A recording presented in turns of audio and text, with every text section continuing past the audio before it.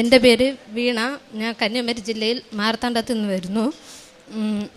എനിക്ക് ഈശോയും അമ്മ മാതം ചെയ്തു തന്ന അത്ഭുത സാക്ഷ്യം പറയാനാണ് ഞാനിവിടെ വന്നിരിക്കുന്നത്. എൻ്റെ അപ്പയ്ക്കും അമ്മയ്ക്കും കൂടാനുകൂടെ നന്ദി. എൻ്റെ വിവാഹം കഴിഞ്ഞ് 4.5 വർഷമായി. എൻ്റെ വിവാഹം കഴിഞ്ഞ് 1 വർഷം കഴിഞ്ഞപ്പോഴാണ് ഞാൻ പ്രഗ്നൻ്റായി 5 മാസമായ സ്കാനിങ് എടുത്തപ്പം കുഞ്ഞിന് ആദ്യം DDRCയിലാണ് സ്കാനിങ് ചെയ്ത. സ്കാനിങ് എടുത്തപ്പം കുഞ്ഞിന് ചെറിയ പ്രശ്നമുണ്ടെന്ന് പറഞ്ഞ് സ്കാനിങ് സെൻറ്ററിലേ പറഞ്ഞിരുന്നു. ഡോക്ടറിൻ്റെ അടുത്ത് കൊണ്ട് കാണിച്ചപ്പോൾ ഡോക്ടർ പറഞ്ഞു ചെറിയ പ്രോബ്ലം തന്നെ, പേടിക്കാനൊന്നുമില്ല എന്ന് പറഞ്ഞിട്ട് ആ ഡോക്ടർ തന്നെ മെട്രോ എന്ന് പറഞ്ഞ വലിയ സ്കാനിങ് സെൻറ്ററിലേക്ക് എഴുതി തന്ന് അവിടെ പോയി സ്കാൻ ചെയ്തപ്പം അവിടെ എടുത്ത ഡോക്ടറും പറഞ്ഞു കുഞ്ഞ് കുഴപ്പമുണ്ട്, 4 പ്രശ്നമുണ്ടെന്ന് പറഞ്ഞു. ഹാർട്ടിനും 2 വാൽവിന് പ്രശ്നമുണ്ട്, കിഡ്നിക്കും കുഴപ്പമുണ്ട്, കൊച്ചു ജനിച്ചാലും കൊച്ചിന് എന്തെങ്കിലും കുഴപ്പം കാണുമെന്ന് പറഞ്ഞു. ഞാൻ ഹോസ്പിറ്റലിൽ കൊണ്ട് ആ ഡോക്ടറെ കാണിച്ചപ്പോൾ ഡോക്ടറും പറഞ്ഞ് എന്തെങ്കിലും കുറയോടെ പ്രസവിക്കുള്ളൂ, കുഞ്ഞ് ജനിച്ചാൽ നിങ്ങൾക്കും കഷ്ടം കുഞ്ഞിനും കഷ്ടമായിരിക്കും എന്ന് പറഞ്ഞു. എന്നിട്ട് ആ ഡോക്ടർ തന്നെ എനിക്ക് SITയിൽ മെഡിക്കൽ കോളേജിലേക്ക് റെഫർ ചെയ്ത് ഞാൻ അവിടെ കൊണ്ട് കാണിച്ച്. അവിടെ പോയപ്പോൾ കൊണ്ട് കാണിച്ച എല്ലാ ഡോക്ടേഴ്സും സെയിം അത് തന്നെയാണ് പറഞ്ഞത്. കുഞ്ഞ് ജനിച്ചാൽ കുഞ്ഞിന് എന്തെങ്കിലും കുഴപ്പം കാണും, കുഞ്ഞ് ജനിച്ചാൽ നിങ്ങൾക്കും കുഴപ്പം കൊച്ചിനും കുഴപ്പമായിരിക്കും, കൊച്ചിനെ അബോർട്ട് ചെയ്യാമെന്ന് പറഞ്ഞു. എൻ്റെ അമ്മയടുത്ത് വിളിച്ച് പറഞ്ഞു അമ്മ അങ്ങനെ ഇവിടെ വിളിച്ചിട്ട് കിട്ടാത്തതുകൊണ്ട് വിജയകുമാർ ബ്രദറിനെ വിളിച്ച് അപ്പോൾ ആ ബ്രദർ പറഞ്ഞ് എന്നോട് അങ്ങോട്ട് വിളിക്കാൻ പറഞ്ഞു. ഞാൻ ബ്രദറിനെ വിളിച്ച ബ്രദർ പറഞ്ഞ് മുടങ്ങാതെ ജപമാല പറയാനും 7 ദിവസം ജപമാല പറയാനും ബൈബിൾ മുടങ്ങാതെ വായിക്കാനും പറഞ്ഞു. ഞാൻ വായിച്ചിട്ട് പിന്നെ ഹോസ്പിറ്റലിൽ പോയപ്പം ആ ഡോക്ടേഴ്സ് പറഞ്ഞു നമുക്ക് അവർക്ക് കൂടെ സ്കാൻ ചെയ്യാം, ഒരു മെയിൻ ഡോക്ടറിനെ കാണാൻ അപ്പോയിൻമെൻറ്റ് എടുക്കാൻ പറഞ്ഞു. ആ ഡോക്ടറിനെ കണ്ട് എന്താണ് വേണ്ടതെന്ന് അപ്പം തീരുമാനിക്കാമെന്ന് പറഞ്ഞ് ഞങ്ങൾ ആ ഡോക്ടറിനെ കാണാൻ വേണ്ടി അപ്പോയിൻമെൻ്റ് എടുത്ത് 1 ആഴ്ച ഗ്യാപ്പ് ഉണ്ടായിരുന്നു. ആ 1 ആഴ്ച ഞാൻ നല്ല കരഞ്ഞ് പ്രാർത്ഥിച്ച് മാതാവിൻ്റെ അടുത്ത് എനിക്കൊരു കുഴപ്പമില്ല,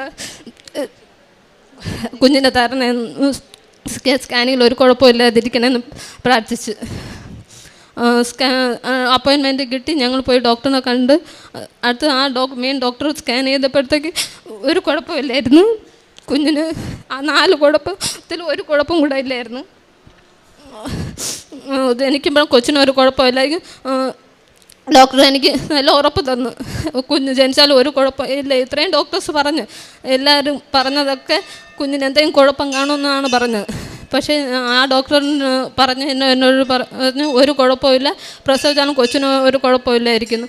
ഞാൻ ഉപ്പും തേനും ഒക്കെ ഉപയോഗിച്ച് പ്രാർത്ഥിച്ച് എണ്ണയിട്ട് പ്രാർത്ഥിക്കുമായിരുന്നു. ഡെലിവറി കഴിഞ്ഞപ്പോഴത്തേക്കും കൊച്ച് ജനിച്ചപ്പോഴത്തേക്കും എല്ലാ ഡോക്ടേഴ്സും പറഞ്ഞത് അവൻ ജനിക്കുമ്പോൾ എന്തെങ്കിലും കുറവ് ഉണ്ടായിരിക്കുമെന്ന്. പക്ഷെ അവൻ ജനിച്ചപ്പം അവൻ 2 കൈയിലും 6 വിരലുണ്ടായിരുന്നു. കൂടുതലല്ല, കുറവല്ലാതെ കൂടുതലായിരുന്നു. അവന് ഒരു കുഴപ്പമില്ലായിരുന്നു.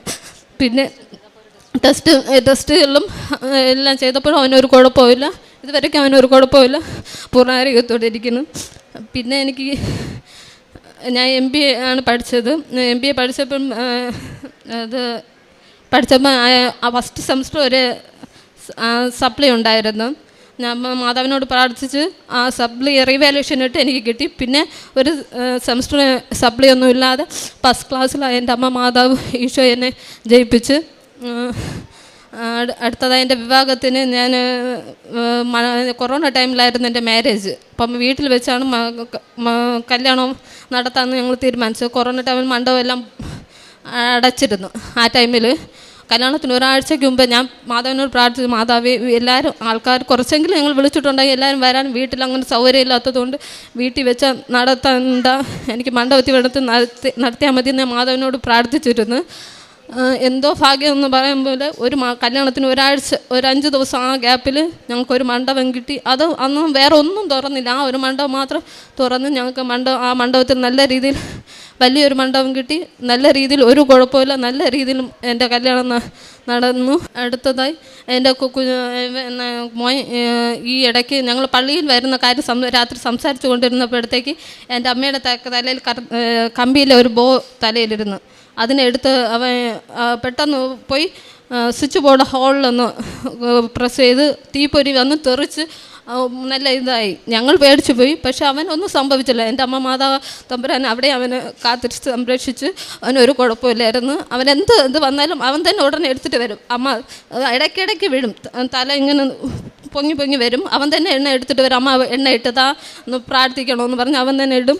അവനും വിരിച്ചൊക്കെ ഞങ്ങളോട് പ്രാർത്ഥിക്കാതുണ്ട്. എന്നും അവന് ഈശോയുടെ മാധവനോട് രാവിലെ എണീച്ച് ഗുഡ് മോർണിംഗ് ഗുഡ് നൈറ്റ് ഒക്കെ പറഞ്ഞ് അവൻ മാധവനോട് പ്രാർത്ഥിക്കാറുണ്ട്.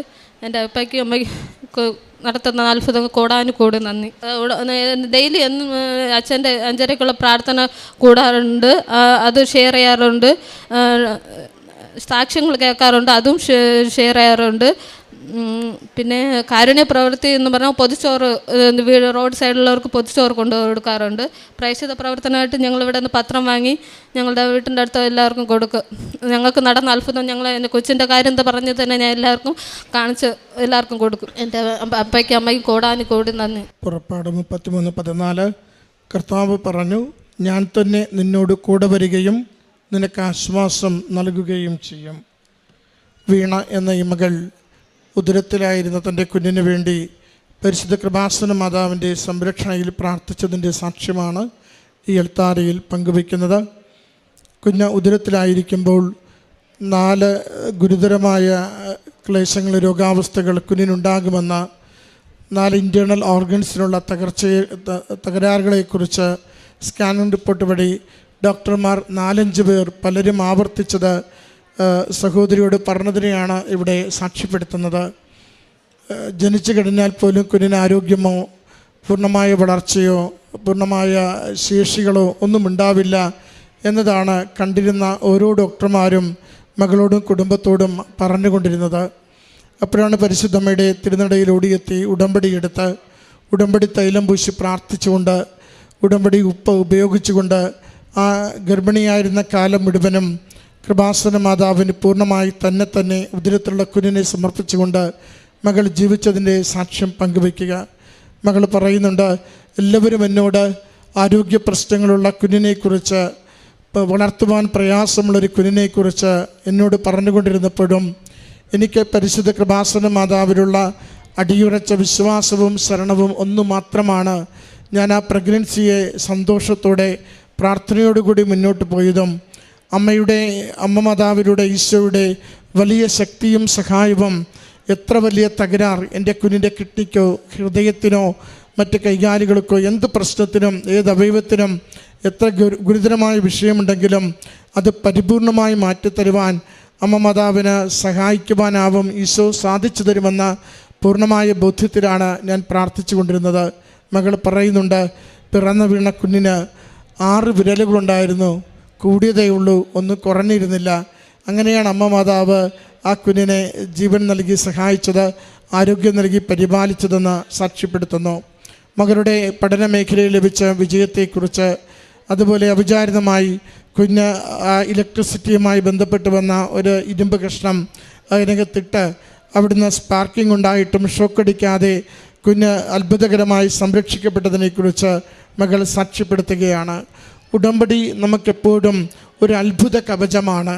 കണ്ണുകൊണ്ട് കാണാനാവാത്തത്, ചിന്തിച്ച് നിരൂപിച്ചെടുക്കുവാനാവാത്ത ഏതൊരു വലിയ പ്രശ്നത്തെയും നിസ്സാരമായി പൊതിഞ്ഞ് സൂക്ഷിച്ച് പരിഹരിച്ച് നമ്മുടെ ജീവിതത്തെ കൂടുതൽ ആയാസരഹിതമായി സന്തോഷത്തോടെ ദൈവനാമത്തെ കൂടുതൽ മഹത്വപ്പെടുത്തുവാൻ പറ്റുന്ന വിധത്തിൽ ജീവിതത്തിന് ബലം നൽകുന്ന, ആത്മധൈര്യം നൽകുന്ന, ജീവിക്കുന്ന കർത്താവ് ഇന്ന് എൻ്റെ കൂടെയുണ്ടെന്ന് മറ്റുള്ളവരോട് പറയുവാൻ പറ്റുന്ന വിധത്തിൽ നമ്മളെ ഓരോരുത്തരെയും ശക്തിപ്പെടുത്തി സഹായിക്കുന്ന പ്രാർത്ഥനാ പ്രവർത്തന പദ്ധതിയാണ് മരിയൻ ഉടമ്പടി. അതിൻ്റെ സാക്ഷ്യമാണ് ഈ മകൾ ഈ അൾത്താരയിൽ പങ്കുവയ്ക്കുന്നതും.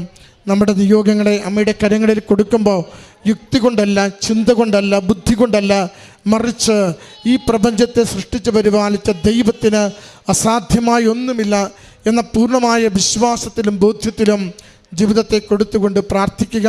അത് അനുഗ്രഹത്തിന് കാരണമായി തീരും. ഈ മകൾക്ക് ലഭിച്ച ഈ അനുഗ്രഹങ്ങൾക്ക് അമ്മ മാതാവിനും തിരുക്കുമാരനും നന്ദി പറഞ്ഞുകൊണ്ട് കരങ്ങളടിച്ച് ഈ സാക്ഷ്യം സമർപ്പിക്കാം. അത്യപൂർവ ദൈവാനുഭവങ്ങൾ ഇനി നിങ്ങൾക്കും സ്വന്തം. ഈ യൂട്യൂബ് ചാനൽ ഇതുവരെ സബ്സ്ക്രൈബ് ചെയ്തിട്ടില്ലെങ്കിൽ ഇപ്പോൾ തന്നെ സബ്സ്ക്രൈബ് ചെയ്യുക. ഈ വീഡിയോ ഇപ്പോൾ തന്നെ നിങ്ങളുടെ സുഹൃത്തുക്കൾക്ക് ഷെയർ ചെയ്തുകൊണ്ട് കർത്താവിൻ്റെ പ്രേക്ഷിതരാകുക.